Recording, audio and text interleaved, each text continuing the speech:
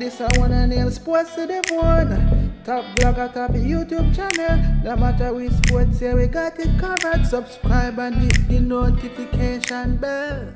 Sports to the Bone family, what's up, what's up, what's up? How are you guys doing?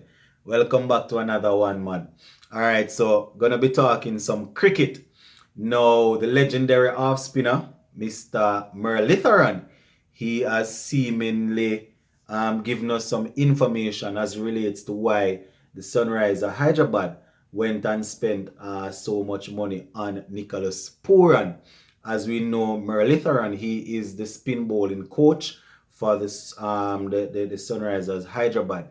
I don't know if you could have wanted, you could have asked for a better spin bowling coach. You know, a man that would have done it all. Now, I am actually on the website here, and I am just going to be sharing with you guys a couple of the things that he had to say. Now, the article starts off and it says Sunrisers Hyderabad spin bowling coach Muralitharan has explained why the team bid a whopping 10.75 crore to sign Caribbean wicketkeeper batter Nicholas Pooran, in the 2022 auction. Now they say Pooran, who looked off color for the Punjab Kings, sparked a bidding war between the franchises at the IPL 2022 auction. Eventually, the Sunrisers Hyderabad secured his services. So apparently, Nicholas Pooran's name was going around like hot bread in that IPL auction.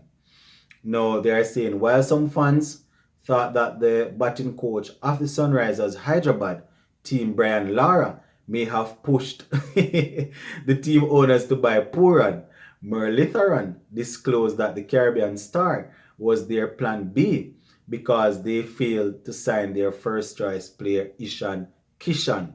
So now we are aware of what is happening. Just to quickly remind you guys, Brian Lara is the batting coach for this team here, the Sunrisers Hyderabad, right? Now, Muralitharan is saying that Ishan Kishan, he was actually their first choice. But because they didn't get a chance to get him, they decided that they would settle for Nicholas Pooran. Now, he's quoted as saying, and I quote, "As I said, we initially wanted to buy Kishan, but once his bid crossed our budget, we were forced to look for alternatives, and we wanted an international wicket keeper who would be available for all the games. So we thought Pooran was the right choice once Kishan slipped away." Right? And that is what Muralitharan said, and he was speaking with Sportskeeda. So Sportskeeda, they are reporting on this one. Now they say Muralitharan also mentioned that the team owners considered Johnny Bairstow. However, they were unsure whether he would be available for the entire series, which was why they decided against bidding for him. Right? So they say fans should know that Bairstow pulled out of the second half of the IPL last year, a factor that may have played a role in the Sunrisers Hyderabad decision to target Nicholas Pooran. Yeah, so further down in the article, they just go ahead and remind us of Nicholas's record in the IPL, saying that the Sunrisers Hyderabad is going to be the third IPL team that Pooran is actually playing for. And we know he would have previously played for the Mumbai Indians and the Punjab Kings, right? That was last year. He played for the Punjab Kings, and things didn't really work out for him so much. So, we are looking forward to seeing Nicky P doing some work in the IPL this time around. For my viewers and subscribers, a lot of persons probably were thinking that Brian Charles Lara, the batting coach, was actually the one that pushed to get him in. Not saying that Lara didn't push, and who to tell Lara and Muralitharan might be good friends, so man can come out and say anything, but I can understand teams really rushing to get Ishan Kishan, a real good player, very, very good player. Hits the ball pretty well. He's able to rotate strike. He's a clean hitter of the ball. So I can understand teams wanting to get him. But this year's IPL is going to be pretty interesting, my viewers and subscribers. A lot of young West Indian over there, people like Dominic Drakes, the Josephs, the Poor and the Hetmeyers. These guys are basically seasoned now. But guys like Romario Shepherd and Odin Smith, they are basically getting their first taste of it. So, it's going to be interesting to see how it goes. Another player that I am definitely going to be looking forward to would be Sheffrin Rutherford.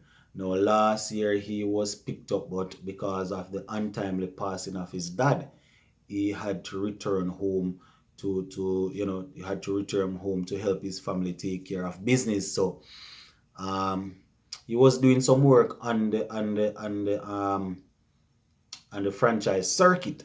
So it's all left to be seen whether or not he's up there.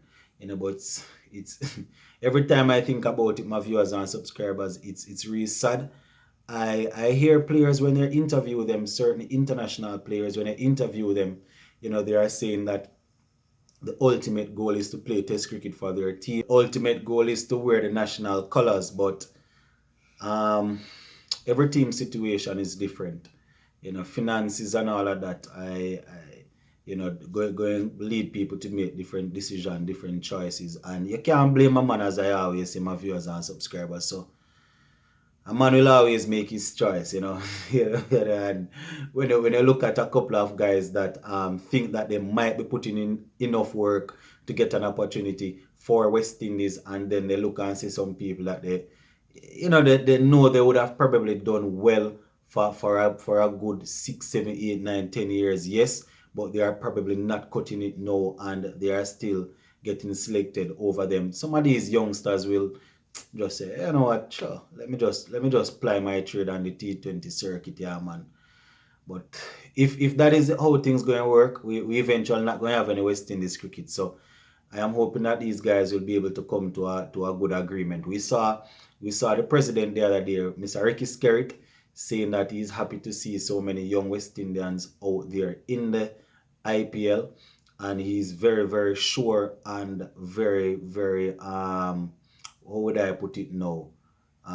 Basically saying that he thinks, or he knows that these players can go out there, play their trade all over the world, and still have enough room to represent their region, their country, and represent well. So once the president is saying that, I guess he knows what he's doing and he's organizing things that way. So I don't know if I need to sit here and worry about them, but we're going to leave it right here for now, my viewers and subscribers. Let's go and big up on yourselves. In?